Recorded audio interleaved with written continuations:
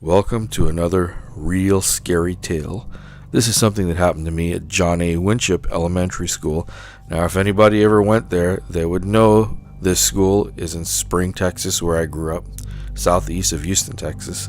A little town with a few thousand people. I was one of them. So when we first moved there, I think it was 1979, and I was around 9 years old at the time, and I was introduced to the teacher and all these people there, and I got to make friends. And the first few weeks that I was there, it was kind of difficult because I'm transitioning from coming from New York into Texas. It's a whole huge change for me. And if anybody's ever moved, you know how difficult that is for a kid. I had made friends with another kid. His name was Bill, and he was really funny. We used to talk about UFOs and stuff all the time. And we used to have what you call recess. So it was like, after lunch you could go out and play for a little while, maybe 30-40 minutes, then they call you back in for your next class. And one day me and Bill were hanging out talking about UFOs, but where we were hanging out is in the schoolyard in the back.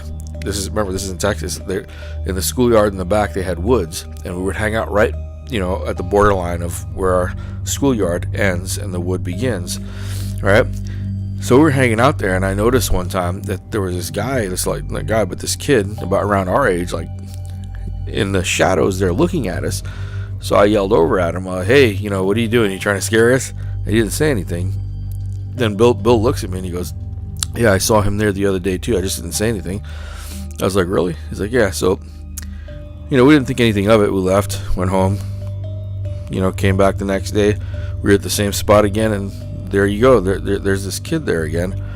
And he comes a little bit closer towards us, and he's like, what are you guys doing? And we're like, oh, we're just hanging out. We have recess for school. I'm like, aren't you supposed to be in here? What are you doing? He goes, oh, my parents won't let me go to school. And I thought that was weird. 9 years old, you don't really know what to say to that. But I thought it was kind of cool that he doesn't have to go to school in a sense. And Bill did too, so we started laughing. We ended up talking to him and making friends. And like just about almost every day we'd see this kid and talk to him. And I think we got the name when we asked him his name. I think his name was Mike, if I remember correctly. And we used to always look out for him when we had recess every day after school, every day after lunch.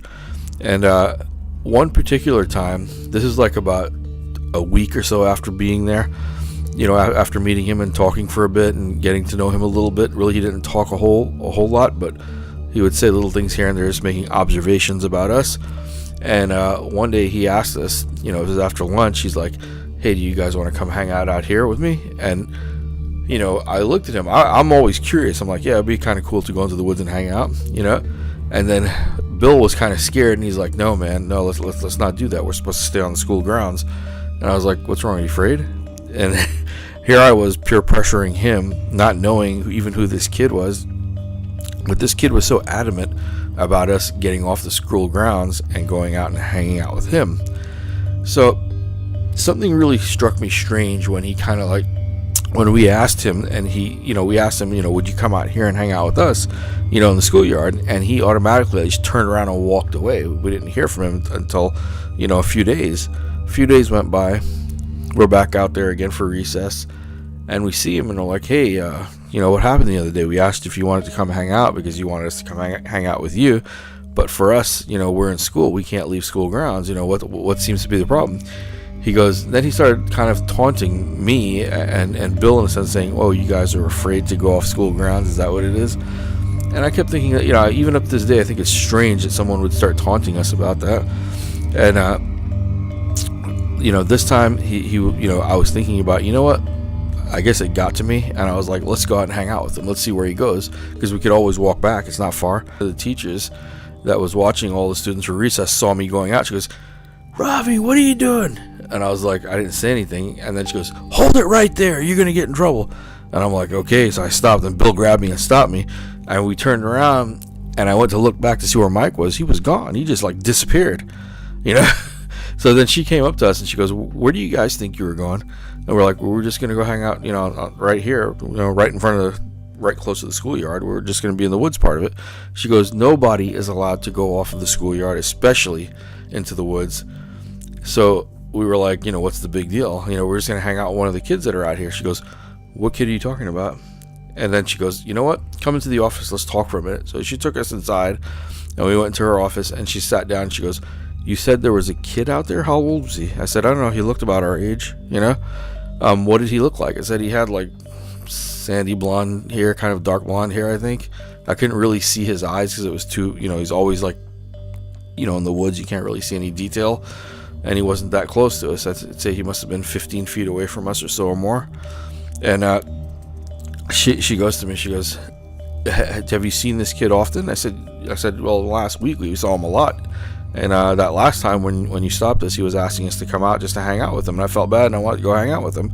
And Bill said the same thing. And she looked at me and she goes, well, did you get a name from him? And I said, yeah, his name's Mike. And the look on her face when I said his name was Mike, and the description, I guess when I was giving the description of what he looked like, I can tell that something was seriously wrong. I just wasn't sure what it was, and she wouldn't tell us. And she goes, look, you're not to go over there anymore. Please do not go to that part of the yard, and we're going to tell everybody at school not to go there. So they made an announcement in school that nobody is supposed to go to that part of the schoolyard. And everybody knew that it was me and Bill that were the ones that were going out there all the time. And everybody kept asking us what was going on. So we told them that there's this kid, his name is Mike, and blah blah blah. And the rumor went around school like crazy. And through that rumor is how we found out what happened. Now I know why the teacher had that look on her face. It was because someone had told us. Somehow the rumor got around to someone who knew what was going on and said, yeah, there was a kid that was abducted and killed back in the woods there. His name was Mike, and he looked exactly the way that you described him. And I'm like, I'm getting chills even telling you this. That's how scary this is to me.